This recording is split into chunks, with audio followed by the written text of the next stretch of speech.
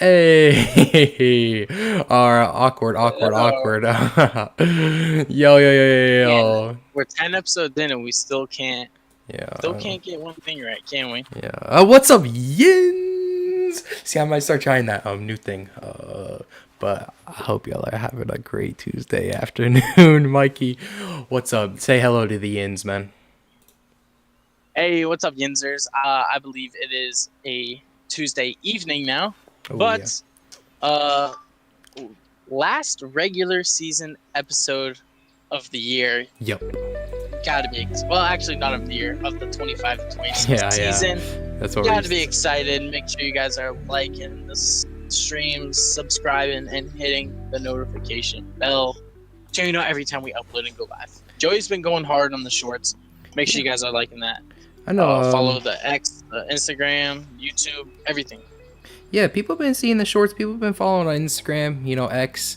That will be in the description. Today, we could talk about the Blues and, this last game of the regular season, but I'm gonna be honest. We don't got enough episodes to be doing all that. We're gonna talk about No, we do not. The Flyers matchup, specifically 3 things that we think why we could go to the Stanley Cup, but also 3 reasons we could get bounced in the first round.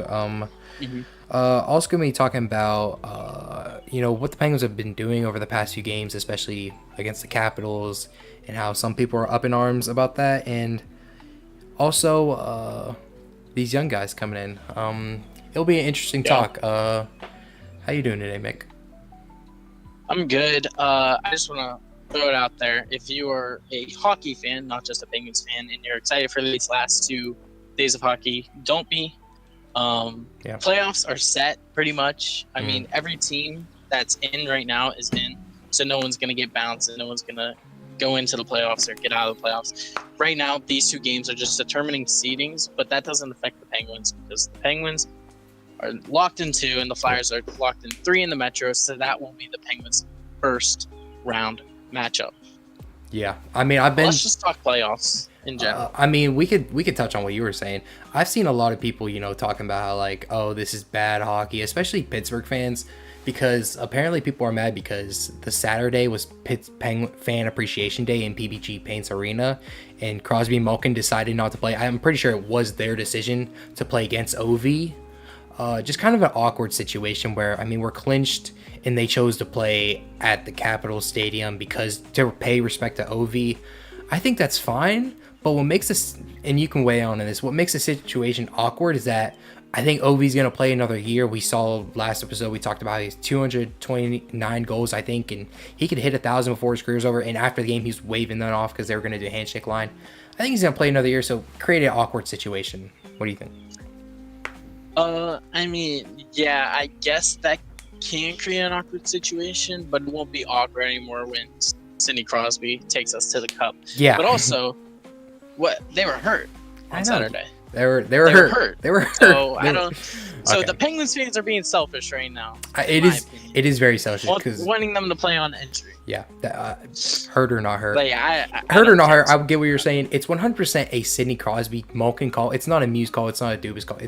It's their call. And even though yes, it was Fan Appreciation Day, if you actually care, first of all, if you went to that game, you're not gonna go. You should have known we were gonna be clinched by then, unless you're one of these Penguins fans who let me pull it up real quick. One of these Penguins fans that were seeing this beginning of the year and like didn't want to go to a game all year. You've had 40 other home games to go to and 80 other games in total. Maybe you were a Rangers fan and are now switching to the Penguins bandwagon. That's what it sounds like.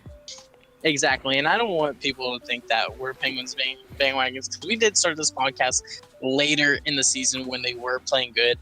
Me and my dad and my brother, not the other brother, we went to the first game of the season, the home opener versus the Islanders, and then we went before the winter or the Christmas break, before like all that. So, and then also, the only part I can see is maybe there's a family who, scrapped up some money, was able to go to this game, and this was their only chance to see Sidney Crosby. and then he doesn't play. That's the only situation I would understand about this. Sid's but been in Pittsburgh we're blessed enough where if we go to a game and we don't see Sidney Crosby, it's all right because we're going to go to more, and we've seen him plenty of times. I mean, I agree with you, but Sid's been in Pittsburgh for 20 years.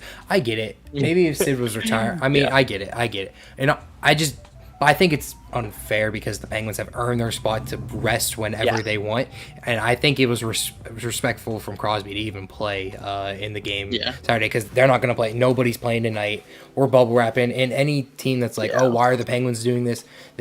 What's their name? The Canes did it. That's the only reason the Flyers beat the Canes. They sat a bunch of people. It just makes sense. And for anybody saying, oh, we might be resting too much, we're going to get rusty. We have to remember this was an Olympic season with a shortened schedule with more games. They played 17 games in 31 days and won a lot of those games with high voltage type of play. And we have an older roster. Yes, we have the youngins, Hayes, Kindle, even Shinnikov is on the younger side. But then we have our veterans where we have 39-year-olds who are providing quality play in our lineup. So we got to rest those guys. Yeah, I agree with the rest. Yeah. And the reason I want to say we rest these guys, and this can kind of lead us into the next topic, is because, yes, I think we got a really good draw playing the Flyers, but that's going to be a physical series regardless. I think the one thing that it is, I think we're definitely favorites for that series, but the one thing that could go wrong in that series is guys are going to get banged up. It's going to be a very physical series. Yeah, you're right. It is going to lead into it. So maybe let's start with the first negative on why the Pens could just bust in the Stanley Cup run. It is kind of that older. I mean, say we do come out of that Flyers series, but it is physical. Yeah, we're banged up. We're old. It's gonna have to be a clean couple of first rounds to make something happen, in my opinion. But so like that's I think one of the reasons why it may not go all the way this year because playoffs is a different kind of season. I mean, you're gonna get it's like 10 games in one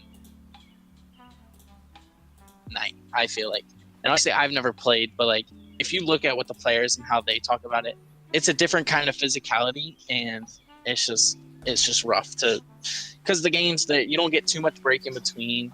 So you're going from city to city, back and forth, back. You're gonna be going from Pittsburgh to Philly. That's obviously an easy one, but I get what you're saying, and I'll say whether I disagree and agree. I definitely agree with that point that age in our older roster and having that long tenure trio could be a negative of why we might just bust in the first round. I'll just build off that in another negative. Reason we might not go to the Stanley Cup and obviously lose in the first round, goaltending. Whether it's a factor this round or even in future rounds, we don't have an amazing goaltender. And in the during regular season, it's nice to have goaltenders you can go back and forth to. But in the playoffs, you need to ride one guy until he needs a break or needs a game off. And we don't have a solidified number one who's a really good goaltender. Skinner's good. Is he a great goaltender? No. I mean, he's not even better than the Flyers, who I think were favorites in this series. But I'm looking at Vlader. He has a .906 save percentage. I was looking at the Flyers roster, doing the homework. And we don't have a guy with a 900 save percentage this year. So it's like goaltending. We don't have an advantage there. So that's one of my negatives. Yeah. Because we know we're going to score. Yeah, I mean, I'm not too huge on the goaltender debate. I know a lot of Pittsburgh fans, including yourself, it's been a big controversy. I think ever since Stu has, come to this team, I've liked his energy, and I haven't hated his play. I don't think it's been as bad as what people say. Now, he does let in a couple bad goals, but he also makes some great saves and has some great outings from time to time. So I'm kind of riding the higher side where I'm like, I believe in him. I believe in 2 Stanley Cup run experiences.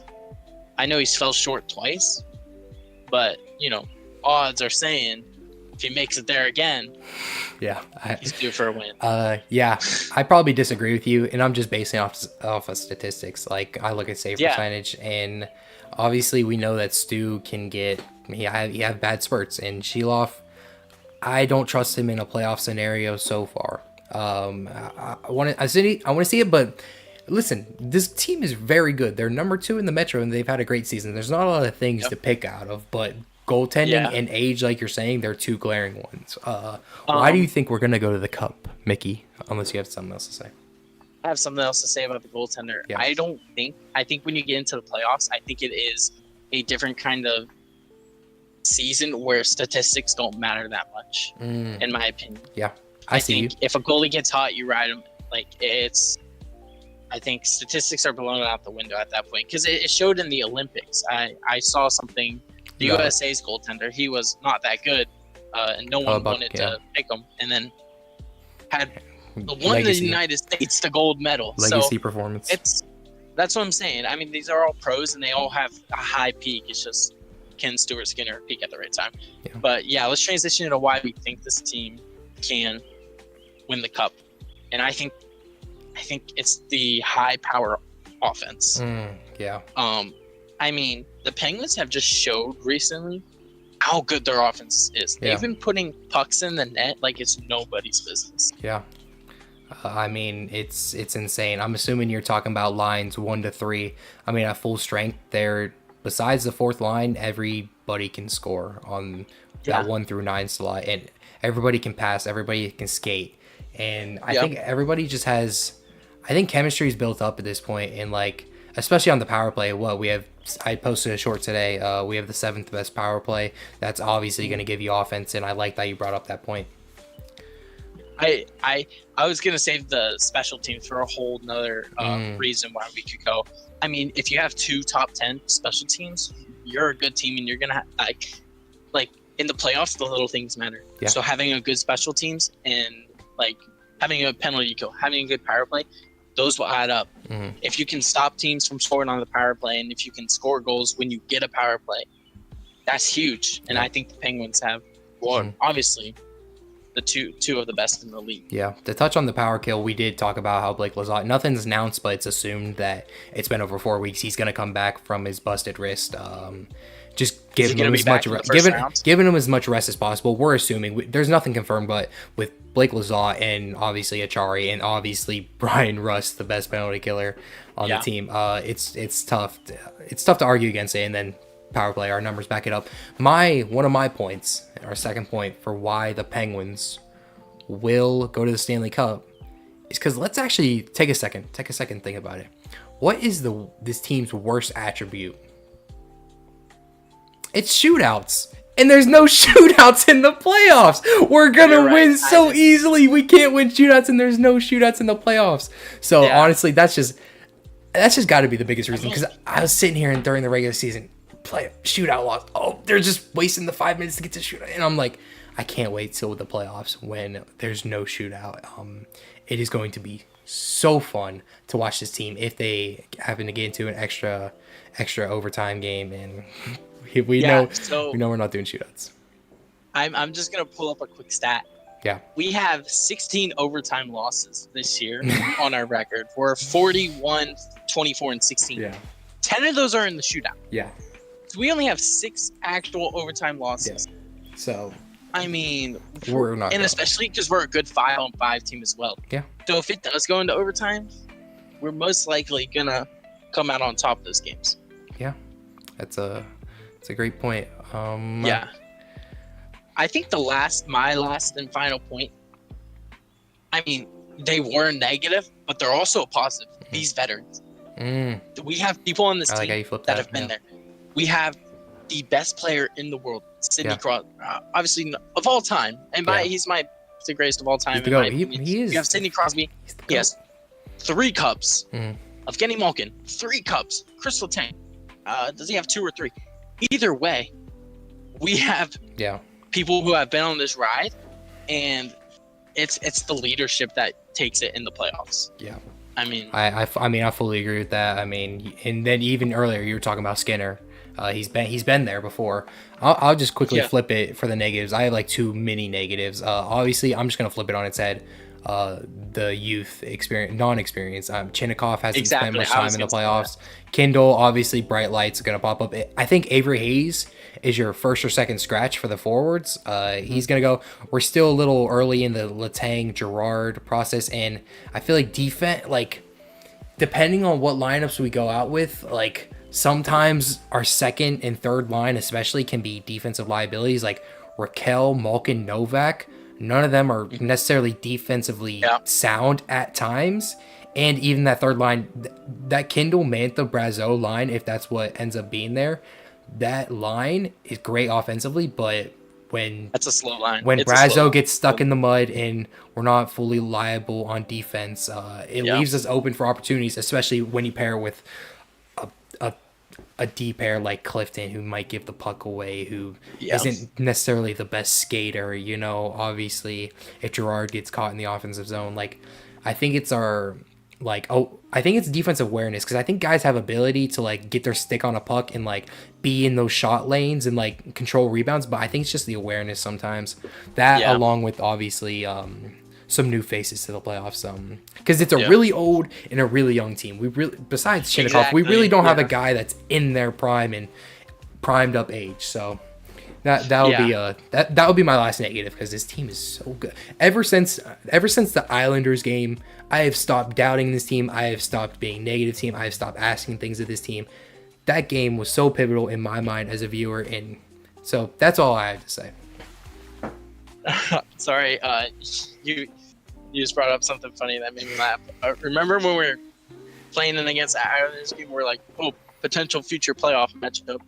Ooh, Islanders bounce, Blue Jackets bounce, Red Wings bounce, Capitals bounce." Remember when the Blue Jackets went over us by 1 point, bro? I swear, my whole Instagram and Twitter, and probably your text. I literally texted my teammate, who's a Columbus guy. I'm like, "You guys are gonna make the playoffs? We should go to a game." He's like, "Yeah, if the Penguins make it, we should definitely go to a game." It's actually so bad. It's hilarious. Oh my gosh. I was like, "Thanks for Chinnikov." He's like, "Yeah, you can take him." I'm like, "Bro, what are you talking about? Y'all are at home." See, I think it's different. My Blue Jackets friend, he's mad. He's mad they gave up Chinnikov, but he wasn't producing for them. But again, it's a bad locker room over there. Yeah, I mean, and then Schaefer with the Islanders, you should have just tanked again and tried to got him a forward. Like he can do so, he can only do so much, but I mean that team's terrible, bro. Yeah, Schaefer, man, all respect to you, but you can't even make the playoffs. Yeah, and I don't know if Ovechkin, like I gave Ovechkin his props last episode. I don't know if he was like, "Oh yeah, I'm not gonna shake your guys' hand because either I'm not retiring," or maybe he thought he was gonna make the playoffs. Bro, Tom Wilson, why are you trying to fight Elmer Soderblom? He would have stuck his fist through your face, buddy. You got put on the ground by Jack St. Ivany. I don't know who. I don't know who you are. Who are you? Yeah. Like it's kind of disgusting. You have. We can each do one more positive while we're going to the Stanley Cup. Yes. No. Yeah, we can. I think, honestly, I was trying to think of one off the spot. I think Dan Muse. Honestly, quickly, let me say, I think our face-offs have been a lot better. I think Achari is a big part of that. Yeah. Raquel playing at center, which I don't necessarily fully agree with, but he's been getting better. It hasn't been much of an issue. And then obviously Crosby back in the lineup. I think with Lizotte taking some face-offs will obviously be huge too, because those are little things. But obviously Dan Muse, he's part of that new age, the newbies in the playoffs that I was talking about. But when he showed up in a playoff type moment against the Islanders, I mean, look at his coaching decision. Flipped the lineups on their head and went out and got a win. I think he's willing to do what it takes. So that's my last positive. I agree. Andy is a deep masculine voice, which I love personally. I think but again, I think you kind of stole mine. I like this coaching staff because I like Nick Bonino too, and what's his name? I'm blanking on him. Our special teams coach. He. I saw him with the clipboard. He's a little bigger. Yeah, I saw him with the clipboard. I think coaching is also another thing. Yeah.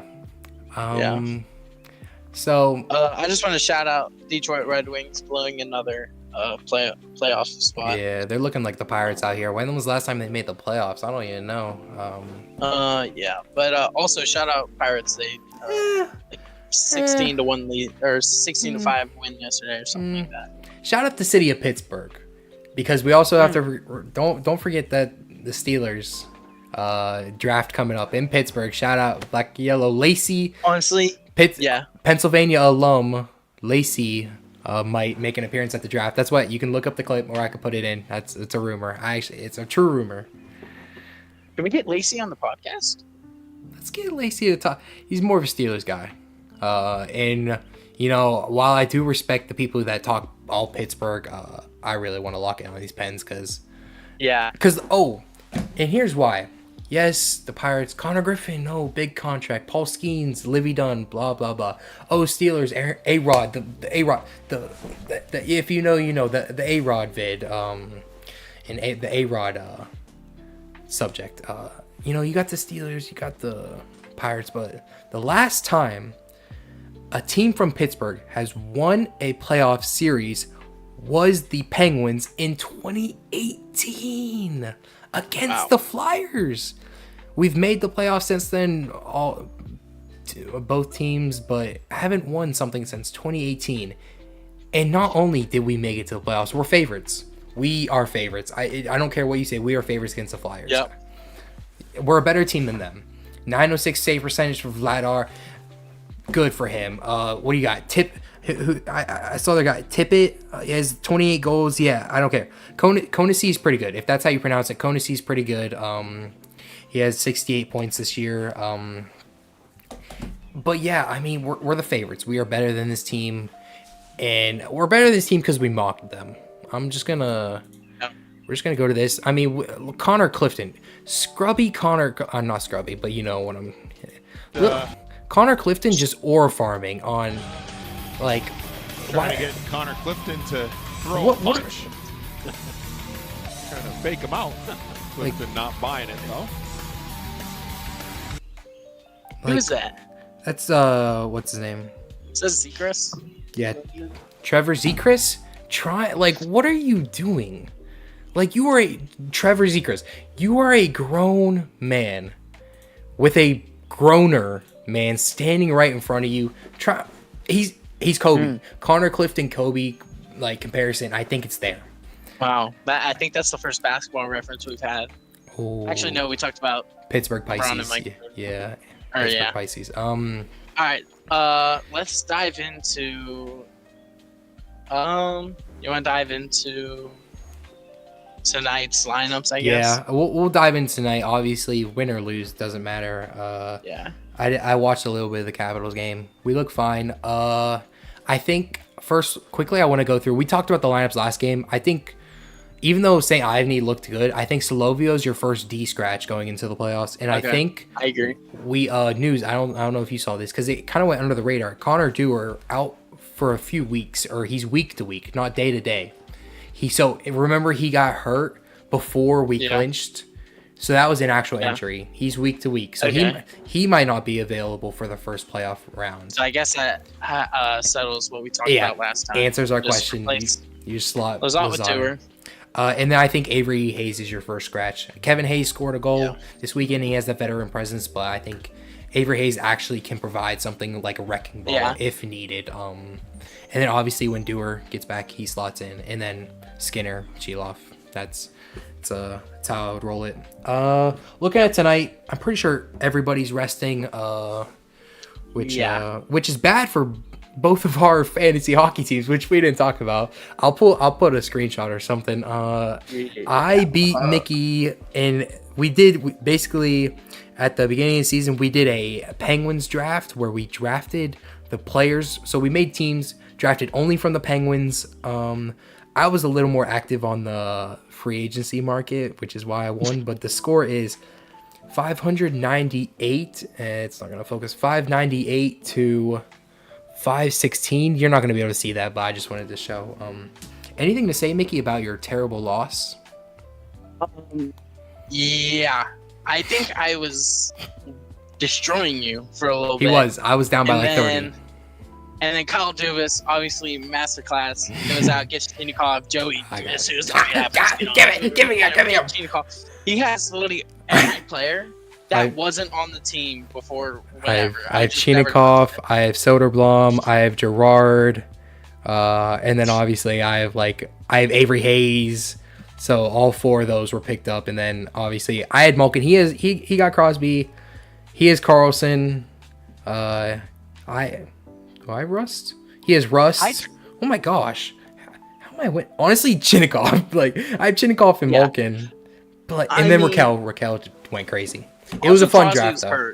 Well, yeah, we will definitely do a live draft next year. The live draft will be electric. And maybe we'll have to make a rule for free agency because it kind of could be whoever. Maybe we'll just do like a system where you get one, I get one. And we'll have a little window. We have a little nerd, no life. Avery Hayes picking up everyone. Avery Hayes scored that first goal off the little breakaway. I checked my phone. I searched him up. He wasn't even on the app yet. I had to check like after the game to see, and then they put him on the app, and I picked him up. But see, I don't think. Here's how Joey reacts to trades. He doesn't care who it is or if they're good or not. He's just straight on the fantasy app. He picks it up. Oh, well, that's usually the first notification. But yeah, that's fun.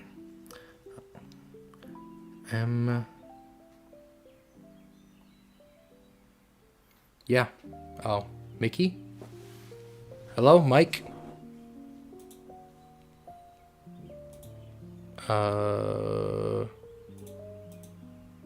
Mike might have froze out.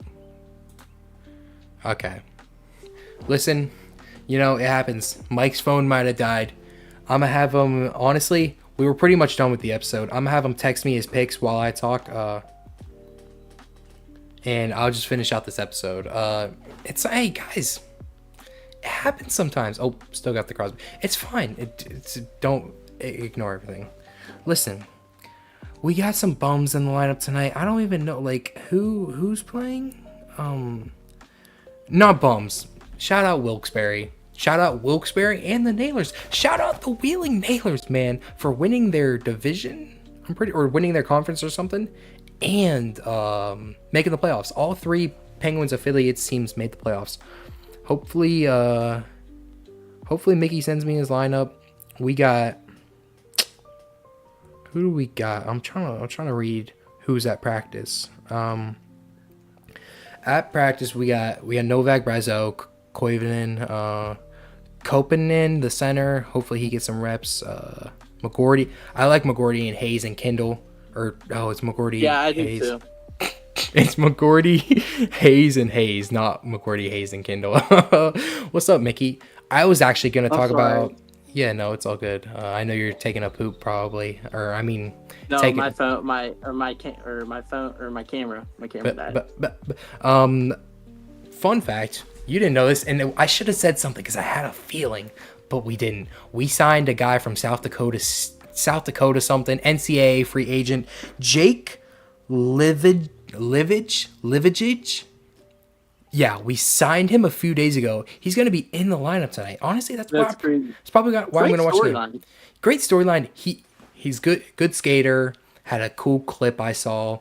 I think the reason he wasn't drafted and we had to sign him as a free agent because he's undersized. Not something I necessarily want at the Penguins level, but hey, he's going to play this game. Probably play a little bit of AHL next year. Maybe he gets a chance, but good skater, and we'll see him tonight. Yeah, Jake Livinvich. Yeah, Jake Livinvich. I don't know what he is, but I did want to cover that. We'll call him Jake Live. That's a good nickname. Jake Live. Young kid. Did you go over the lineups and everything? Yeah, pretty much. Who you got to score a goal? Right. Tonight, who do I have score a goal? I probably have my boy Tommy Novak. Starting lineup. Number 18 is going to put the puck in, and a nice little win. Blues are trying to tank. We're going to get to 100 points. Little 3-1 win. Stuart Skinner, getting ready for playoffs. I don't know who's in net. Yeah, it might go to overtime. See, that's AKA for if we think they're gonna lose, we're gonna say it's gonna go to overtime. I think they're gonna lose because I don't know if the Blues. I have no idea about their situation. Give me some McGordy magic. I want McGordy in this lineup next year, depending on what happens in the offseason. I'd love for McGordy to get a goal with Avery Hayes on his line. I'll go 4-2 or 4-3 overtime loss or overtime or something. You know how it goes. Mm-hmm. Y'all, Yins, you got anything else to say? I just want to throw one more thing. Yeah. How great would it be to end this season with a shootout victory? Alright. It'd be cool. It'd be magical, some would say. You know, maybe we'd fly off to the sunset. Oh, that was cool. Yeah, because we're playing the Flyers. Hope y'all have a great time. We're going to be in-depth playoff coverage. We're going to give a full analysis before the first playoff game. I might cry. I might cry. Not only is the playoff, like, not only is the game's going to change, we're going to change. Like, the atmosphere is going to be 10 times. Yes. Like, this is just us being lighthearted. Yeah, because, I mean, end of the season, it's just a fun time right now. If you need something to get you hyped, go back to the last live stream when we did. Watch that intro again, get juiced up. Yeah, hope y'all are ready. If you have any, first of all, follow all the social medias down below. And if you have a question you want featured, if you want a shout out and a feature on one of these live stream videos, just drop a question. Anything, man. We'll answer it. And I hope y'all have a great night. See ya.